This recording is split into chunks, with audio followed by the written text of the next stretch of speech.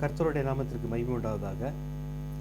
இன்றைக்கு பரபரப்பாக இஸ்ரேல் தேசத்திலே, அதாவது ஜூலை மாதத்திலே ஒரு விஷயம் போய்கொண்டிருக்கிறது. யூதர்கள் தாங்கள் வளர்த்து வந்த இளம் சிகப்பு கிடாரியை பலி செலுத்தி விட்டதாக அங்கே போலியான செய்தி பரப்பி கொண்டு வருவதை, ஊடகங்களை பரப்பி கொண்டு வருவதை பார்க்கிறோம். அவர்கள் பலி செலுத்தியது உண்மைதான். ஆனால் அங்கே தகுதி நீக்கம் செய்யப்பட்ட சிவப்பு கிடாரியை அவர்கள் ஒத்திகை பார்ப்பதற்காக அங்கே பலி செலுத்தியிருக்கிறார்கள். இதுவரைக்கும் அவர்கள் இப்பொழுது இருக்கிற இஸ்ரேல் தேசத்தில் இருக்கிற யூதர்கள் யாரும் பலி செலுத்திய அனுபவம் அவர்களுக்கு கிடையாது. அதாவது யூதர்களுடைய வரலாற்றிலே மூசேனுடைய சகோதரனாகிய ஆரோன் தான் முதலாக சிவப்பு கிடாரியை பலி செலுத்தி இருக்கிறார். இதுவரைக்கும் யூதர்கள் 9 சிவப்பு கிடாரியை பலி செலுத்தி இருக்கிறார்கள் அவர்களுடைய வரலாற்றிலே. எதற்காக என்றால், ஆலயம் கட்டுவதற்காக, யூதர்கள் தங்களை பரிசுத்தப்படுத்துவதற்காக. பிரதான ஆசாரியன், வேதபாரர்கள் இவர்கள் எல்லாரும் அங்கே சுத்திகரிக்கப்பட வேண்டும். அதாவது யூதருடைய தேவாலயம் கட்டின பிறகும் கூட அது இடிக்கப்படக்கூடிய சூழ்நிலை ஆகிவிட்டது. மறுபடியும் அதை கட்டியிருக்கிறார்கள், இரண்டாம் தேவாலயம். அப்படி புதுப்பிக்கப்படும் போது, அசுசிப்பட்டு புதுப்பிக்கப்படும் போது அவர்கள் இந்த கிடாரியை பலி செலுத்தி அதனுடைய சாம்பலை எடுத்து ஈசோப்பு தண்டினாலே அதை முக்கி அதை ஆலயத்தில் இருக்கக்கூடிய இடத்திலே தெளித்து அவர்கள் அந்த காரியத்தை செய்வார்கள். ஆக அதற்காக இப்பொழுது இருக்கிற அந்த யூதர்கள் அங்கே அந்த தகுதி நீக்கம் செய்யப்பட்ட, அதாவது வெள்ளை மயிர்கள் முளைக்கப்பட்டு விட்ட அந்த சிவப்பு கிடாரி, அதாவது தகுதி நீக்கம் செய்யப்பட்டு விட்டது. அதை அவர்கள் ஒத்திகையை பார்ப்பதற்காக அங்கே செய்திருக்கிறார்கள். ஜூலை மாதம் 8ஆம் தேதி.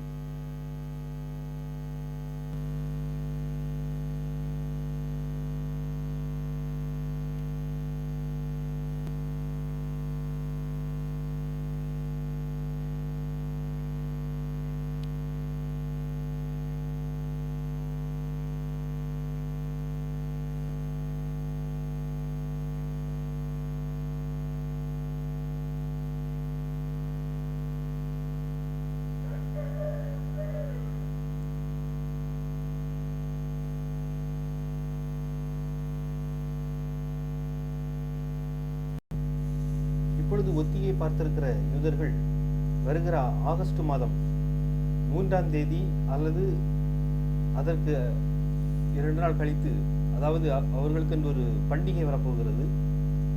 அதிலே அந்த உண்மையான சிவப்பு கிடாரி பலி செலுத்தி அதனுடைய சாம்பலை, அதை எரித்து அதனுடைய சாம்பலை எடுத்து அவர்கள் கலசத்திலே வைத்து பாதுகாக்கப்பட இருக்கிறார்கள். பின்பு அவர்கள் இடத்தை தேர்வு செய்து, அதாவது இப்பொழுது இருக்கக்கூடிய அல்-அக்ஸா மசூதி இருக்கிறதான இடத்துல தான் சாலமன் ராஜா முதன்முதலாக தேவாலயம் கட்டினார். பின்பு அதை பாபிலோனியர்களால், நேபுகாத்நேச்சரால் இடிக்கப்பட்ட பிற்பாடு செருபாபில் தலைமையிலே அங்கே 2ஆம் தேவாலயம் கட்டப்பட்டது. மறுபடியும் அதனுடைய சுற்றுச்சுவர்களெல்லாம் பழுதடைந்ததினாலே இயேசு கிறிஸ்துவனுடைய காலத்துக்கு முன்பாக, சற்று ஒரு சில வருடங்களுக்கு முன்பாக ஏரோது ராஜாவினால் அங்கே ஆலயம் புதுப்பிக்கப்பட்டது. 2வது கட்டப்படவில்லை, சுற்றுச்சுவர்கள் எல்லாம் கட்டப்பட்டு புதுப்பிக்கப்பட்டது. அப்பொழுது பின்பு இயேசு பரலோகத்துக்கு எடுத்துக்கொள்ளப்பட்ட பிறகு ரோமர்களால், அதாவது தீத்து ராயனால் அந்த 2ஆம் தேவாலயம் இடிக்கப்பட்டு விட்டது. இப்பொழுது அவர்களுக்கு தேவாலயம் கிடையாது. ஆனால் அவர்கள் மறுபடியும் 3வதாக தேவாலயத்தை கட்ட இருக்கிறார்கள்.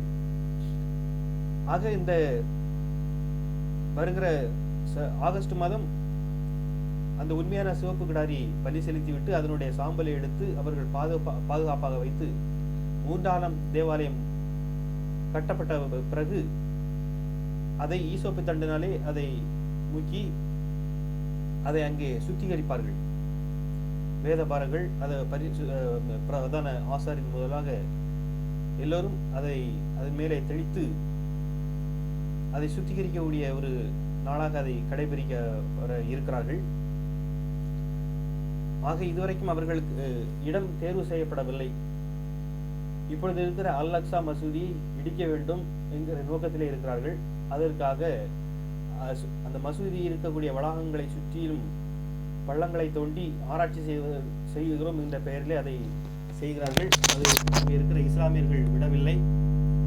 ஆனாலும் இதையெல்லாமோ செய்து அதை இடிக்கக்கூடிய தருவாயை அது தானாக இடிய வேண்டும் என்கிற காரியத்தை எல்லாம் என்னெல்லாம் செய்ய வேண்டுமோ அதையெல்லாம் செய்து கொண்டிருக்கிறார்கள். தேவாலயம் கட்டுவதற்கான படிமுட்டுகள் எல்லாமே தயாராகி விட்டது.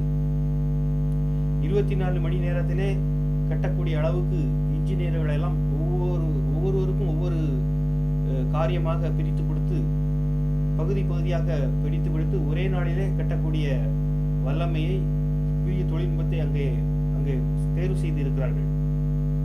ஆகவே ஒரு சில அங்கே யூதர்களிலே ஆர்த்தடாக்ஸ் என்று சொல்லக்கூடிய வைதிக யூதர்கள் இதை நம்பவில்லை. ஏனென்று சொன்னால் அவர்கள் மேசியா வந்து, அதாவது யூதர்களுடைய மேசியா வந்து அந்த தேவாலயத்தை கட்டி கொடுப்பார்கள் என்று அவர்கள் நம்புகிறார்கள்.